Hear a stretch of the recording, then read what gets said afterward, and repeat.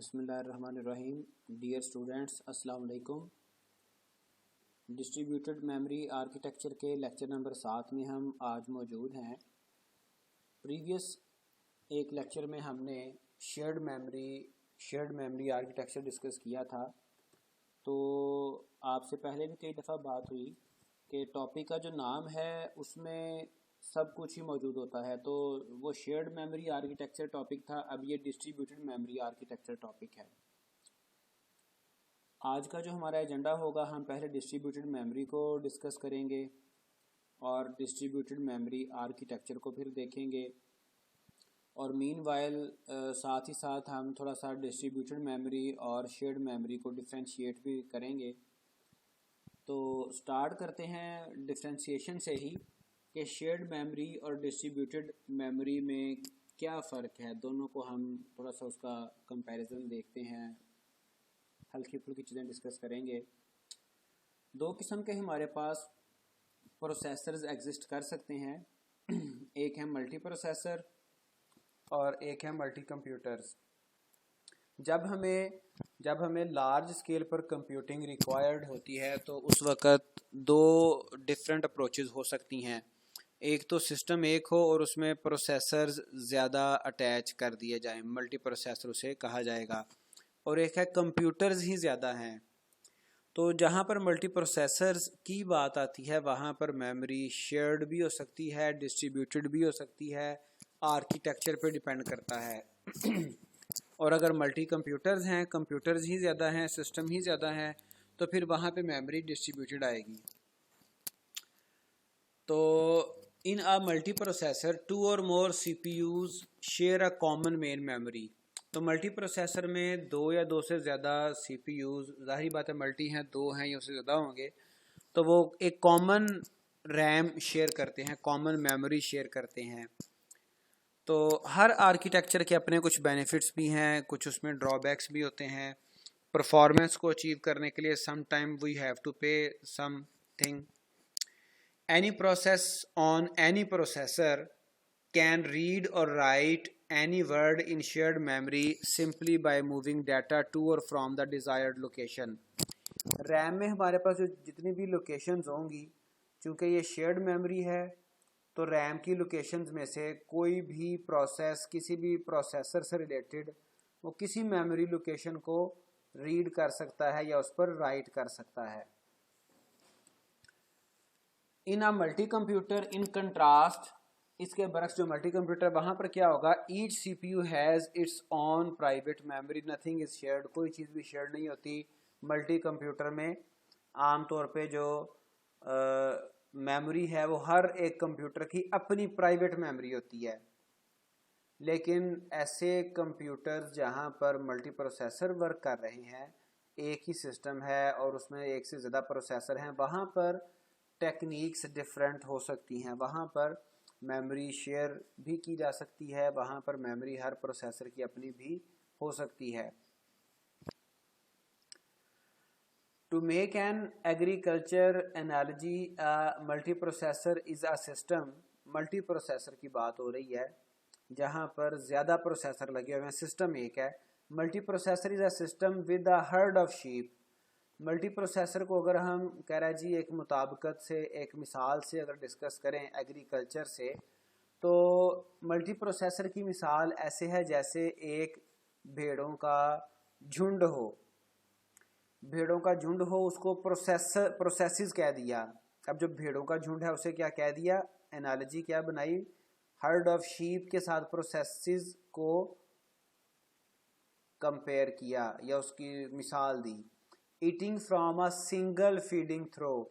अब ये जो हर्ड ऑफ शीप है, ये जो भेड़ों का झुंड है, बकरियों का जो झुंड है, ये एक कॉमन हर्ड से, कॉमन थ्रो से ये फीड कर रहे हैं, खा रहे हैं, इसको शेयर्ड मेमोरी का नाम दे दिया।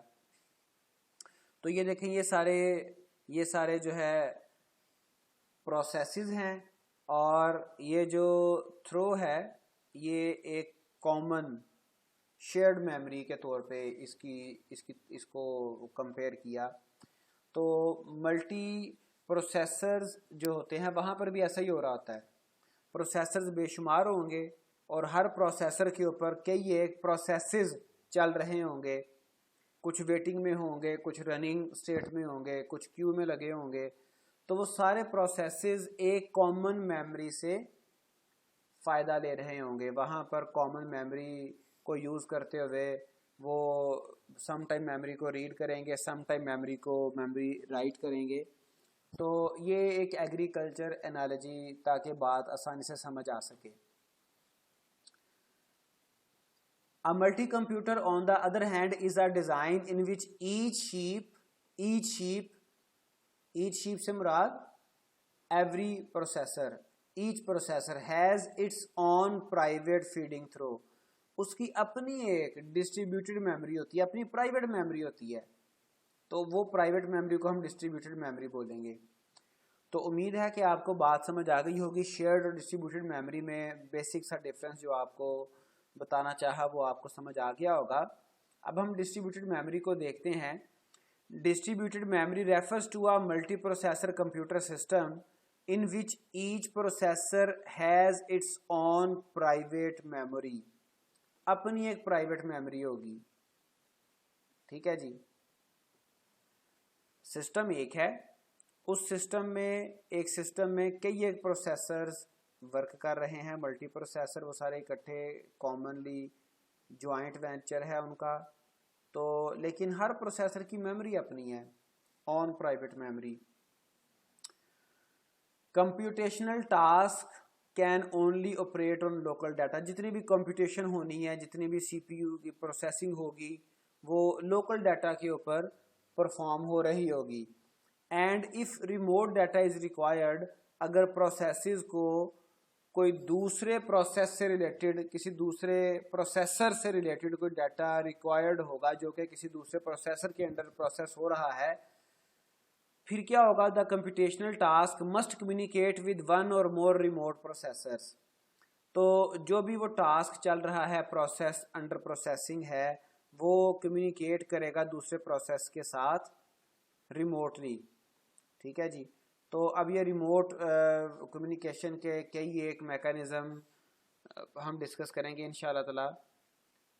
रिमोट प्रोसीजर कॉल है और मैसेज पासिंग के कई एक मैकेनिज़्म है। तो लेकिन डिस्ट्रीब्यूटेड मेमोरी में आप देख लें कि जो ज़्यादातर जो प्रोसेसिंग है, ज़्यादातर जो कंप्यूटेशन है, वो लोकल डाटा पे परफॉर्म हो रही होगी। और अगर कोई दूसरे प्रोसेसर से किसी दूसरे प्रोसेस का डाटा रिक्वायर्ड होगा तो कोई ना कोई रिमोटली कम्युनिकेशन होगी प्रोसेसर्स के दरमियान, तो वो डाटा आपस में गिव एंड टेक कर लिया जाएगा। ये देखिए आर्किटेक्चर, ये नेटवर्क है, हमारे पास प्रोसेसर्स डिफरेंट आपस में बाय सम नेटवर्क वो अटैच्ड हैं, और हर सीपीयू की अपनी एक मेमोरी है, अपना उसका लोकल डाटा है। ठीक है जी।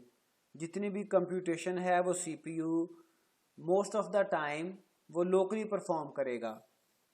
अगर कहीं पे किसी दूसरे सीपीयू से जो इस सीपीयू के साथ कोई प्रोसेस वर्क कर रहा है, अगर इस प्रोसेस से डाटा को चाहिए तो कोई ना कोई रिमोटली इस नेटवर्क के ज़रिए से ट्रैवलिंग करते हुए रिक्वेस्ट जाएगी और वापस जो है वो डाटा सेंड कर दिया जाएगा। तो एनीवे ये हमारा डिस्ट्रीब्यूटेड मेमोरी का आर्किटेक्चर है। और लास्ट टाइम हमने शेयर्ड मेमोरी आर्किटेक्चर भी देखा था, दोनों को हम कंपेयर कर सकते हैं। शेयर्ड मेमोरी में हमारे पास एक ये मेमोरी थी, पूल ऑफ मेमोरी थी, जिसमें इकट्ठी memory multiple processor CPU 1, CPU 2, CPU 3 and so on, ये एक सिस्टम बस, कॉमन सिस्टम बस के ज़रिए से ये शेयर्ड मेमोरी को एक्सेस कर रहे थे।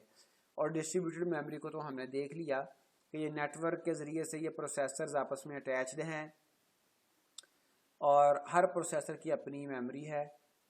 तो लोकल प्रोसेसिंग, हर प्रोसेसर ज़्यादातर लोकल प्रोसेसिंग यहाँ पे परफॉर्म कर रहा होगा। अब ये डिफरेंट जो हमारे पास आर्किटेक्चर्स हैं, हर आर्किटेक्चर की अपनी एक कॉस्ट है, अपने उसके बेनिफिट्स हैं, उसके अपने कोई ड्रॉबैक्स हैं। तो हमने अल्टीमेटली एक बैलेंस क्रिएट करना होता है। हमने परफॉर्मेंस अचीव करने के लिए जो भी हमारा प्रॉब्लम डोमेन है, जो भी हम अचीव करना चाह रहे हैं किसी सिस्टम को बनाने के हवाले से, तो वहाँ पर हमने वो गोल अचीव करने के लिए एक बैलेंस बनाना होता है, यानी कि जो डेवलपर्स हैं, जो हार्डवेयर प्रोग्रामर्स हैं, जो सिस्टम एनालिस्ट हैं, वो एक बैलेंस क्रिएट करने की कोशिश करेंगे डिफरेंट टेक्निक्स को, डिफरेंट आर्किटेक्चर्स को, उनके कॉम्बिनेशन टेस्ट करते हुए कोई किसी बैलेंस पे पहुंचेंगे, फिर उसको यूज़ किया जाता है। In a distributed memory system, there is typically a processor, a memory and some form of interconnection. अब प्रोसेसर और मेमोरी तो हो गए जो कि लोकल वो डाटा रखेंगे अपना और कंप्यूटेशन होगी। इंटरकनेक्शन किस लिए? इंटरकनेक्शन इसलिए जो हमने अभी डिस्कस किया कि अगर कोई और डाटा चाहिए, रिमोट किसी दूसरे प्रोसेस का डाटा चाहिए, तो उसके लिए इंटरकनेक्शन रिक्वायर्ड होगा। ये क्या करेगा? That allows programs on each processor to interact with each other. अब ये इंटरकनेक्शन है जो कि दूसरे प्रोसेसर्स के साथ इंटरेक्शन ऑफर करेगा। जैसे अभी हमने देखा ये आर्किटेक्चर, तो एक सीपीयू का दूसरे सीपीयू के साथ अगर कोई डाटा का लेन देन है तो ये जो हमारा इंटरकनेक्शन है वो यहाँ पे रोल प्ले करेगा। ये जो आपको नेटवर्क केबल्स कह लें, ये जो इंटरकनेक्शन नज़र आ रहा है, तो ये data give and take through proper channel ये ऑफर करता है।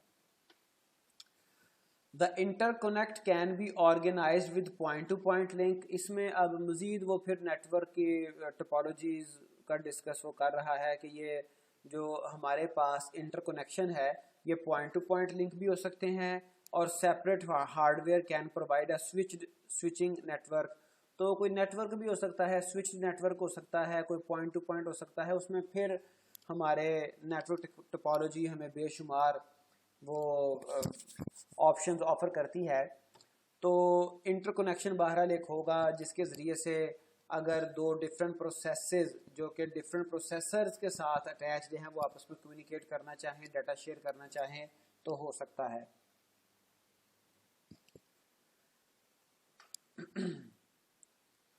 अच्छा, अब इसमें जैसे आपसे पहले भी डिस्कस किया कि हर एक आर्किटेक्चर के साथ कुछ ना कुछ इश्यूज हैं। तो यहाँ पे जो डिस्ट्रीब्यूटेड मेमोरी का इशू है वो प्रोग्रामिंग में एक इशू आता है। The issue is how to distribute the data over the memories. Memories में डाटा कैसे डिस्ट्रीब्यूट करें। अब यहाँ पर इसको एक बिग सिनेरियो में हम डिस्कस कर लेते हैं। हम फेसबुक के फॉर एग्जांपल सर्वर की बात कर लेते हैं। अब फेसबुक के सर्वर जो हैं वो हमें आइडिया है कि उसके सर्वर्स डिस्ट्रीब्यूटेड होंगे, किसी एक जगह पे सर्वर नहीं होगा।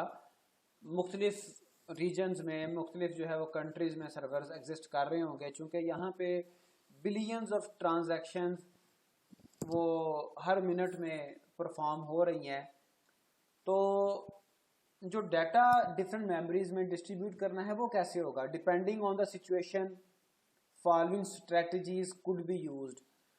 अब एफबी में अब मैं बात ही करने लगा था कि एफबी में फॉर एग्जांपल एक डाटा, एक हमारे पास कोई रीजनल सर्वर है और एक ये दूसरा रीजनल सर्वर है, ये तीसरा रीजनल सर्वर है। अगर किसी यूजर्स का डाटा इस सर्वर के ऊपर मैनेज हो रहा था, ड्यू टू सम रीजन अगर ये सर्वर हमारा रिस्पॉन्ड करना छोड़ देता है तो अब डेफिनेटली फेसबुक तो बंद नहीं होगी, तो कोई और सर्वर बैकअप के तौर पे वर्क करेगा। तो यहाँ पर जो डाटा था वो कहाँ पे गया या वो कैसे मैनेज होगा? तो यहाँ पर फिर इश्यूज आते हैं डाटा रेप्लिकेशन के। डाटा को रेप्लिकेट किया जाता है। रेप्लिकेट करने की कई एक टेक्निक्स हैं। कैसे रेप्लिकेट करना है, क्या हर सर्वर के ऊपर सेपरेट कॉपीज देनी है या क्या, किस तरह से उसको मैनेज किया जाएगा? तो डाटा को डिस्ट्रीब्यूट करने के हवाले से भी कुछ स्ट्रेटजीज हैं। Data can be distributed statically. हर एक सर्वर के ऊपर स्टैटिक डाटा पड़ा होगा, ठीक है जी। Data can be moved through the nodes. अब ये डिफरेंट जो सर्वर्स हैं, नोड्स हैं, उनके दरमियान डाटा मूव हो सकता है। Data can be moved on demand. If there is some demand तब डाटा मूव होगा, ठीक है जी। Data can be pushed to the new nodes in advance. Data नई नोड में एडवांस उनकी एक रेप्लिकेशन उनको ऑफर कर दी जा सकती है विदाउट एनी रिक्वेस्ट। तो ये सारी टेक्निक्स हैं। इसके अलावा भी टेक्निक्स हो सकती हैं। इनको हम मिला के अकॉर्डिंग टू द सिचुएशन के हिसाब से इनमें से कोई टेक्निक हम यूज़ कर सकते हैं, और कम्बिनेशन ऑफ टेक्निक्स भी हो सकती हैं। लाजमी नहीं है कि अगर आपने एक टेक्निक यूज़ की है उसके साथ बाकी कोई और दूसरी नहीं होगी। Some time blend of techniques different आप यूज़ हो रही होती हैं। किसी एक पोर्शन में कोई एक टेक्निक यूज़ हो रही है डाटा रेप्लिकेशन की, डाटा डिस्ट्रीब्यूट करने की, किसी दूसरे पोर्शन में दूसरे सेट ऑफ इश्यूज़ के लिए कोई और टेक्निक यूज़ हो रही है। तो बहरहाल डिफरेंट टेक्निक्स हो सकती हैं। प्रैक्टिकल अप्रोच क्या हो सकती है? Data can be kept statically in nodes if most computation happen locally. तो डाटा स्टैटिक पड़ा हुआ है हर एक कंप्यूटर का, हर एक प्रोसेसर का, उसका लोकल डाटा पड़ा हुआ है। Only changes to be reported to other nodes. जब कोई चेंज आए, फेसबुक की ही दोबारा बात कर लेते हैं।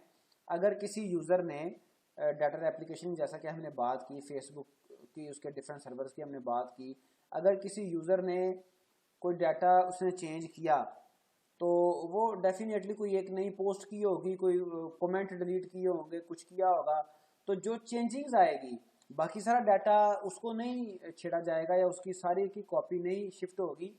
सिर्फ जो डाटा का एक पार्ट जो चेंज हुआ है, अपडेट हुआ है, वही डाटा इधर दूसरे सर्वर, दूसरे नोड पे भी उसको शेयर कर लिया जाएगा। Only changes to be reported to other node. सिर्फ जो चेंजिंग्स हैं वो बाकी सर्वर्स के ऊपर वो शिफ्ट कर दी जाएंगी, उनको इन्फॉर्म किया जाएगा और चेंजेस आपस में शेयर कर दी जाएंगी। यहाँ पर यहाँ पर कंकरेंट प्रोसेसेस का भी इशू आता है। यहाँ पर एक मैं आपसे कॉमन एग्जांपल शेयर करना चाहूँगा कि अगर आप फ़र्ज़ करें कि एक बहुत बड़ा हॉल है जिसमें 1000, हम एग्जांपल ले रहे हैं, सिर्फ अज्यूम कर रहे हैं, 1000 यूज़र्स हैं ऑफ टेलीनॉर या कोई ख़ास नेटवर्क है। 1000, आप इसको तादाद को बढ़ा सकते हैं, कोई भी नेटवर्क है 10,000 कर लें, जितनी मर्जी तादाद बढ़ा लें। तो उस पूरे हॉल में स्क्रीन के ऊपर एक कार्ड का नंबर डिस्प्ले किया गया है। तो उसमें क्या होगा कि जी अब यूज़र्स को, तमाम 10,000 यूज़र्स को ये इंस्ट्रक्शन है कि आपने कार्ड अपने मोबाइल पे फीड कर लेना है। सारे टेलीनॉर के यूज़र हैं। तो जब 1 2 3 बोला जाए और एंड पे गो पे आके आपने सब ने इसको सबमिट करना है अपनी क्यूरी को। तो यहाँ पर हमें आइडिया है, प्रैक्टिकली हम ऐसा देखते हैं, आप में से शायद कभी किसी ने एक्सपेरिमेंट भी किया हो।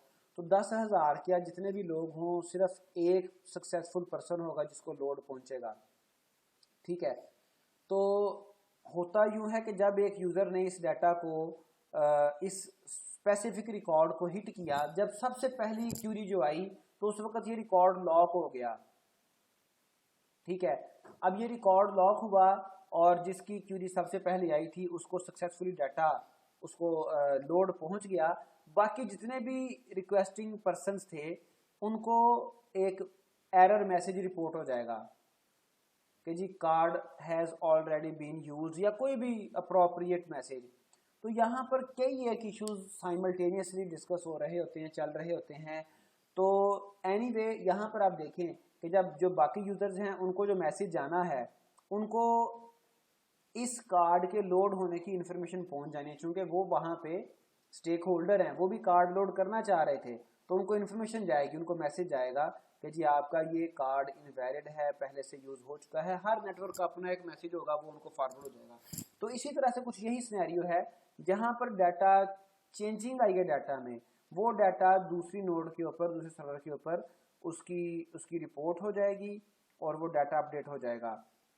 तो इसके अलावा भी कुछ इश्यूज़ हैं। हमारा आज का टॉपिक सिर्फ डिस्ट्रीब्यूटेड मेमोरी का था, उसमें जो इम्पोर्टेंट 1-2 इश्यूज़ हैं वो डिस्कस कर लिए।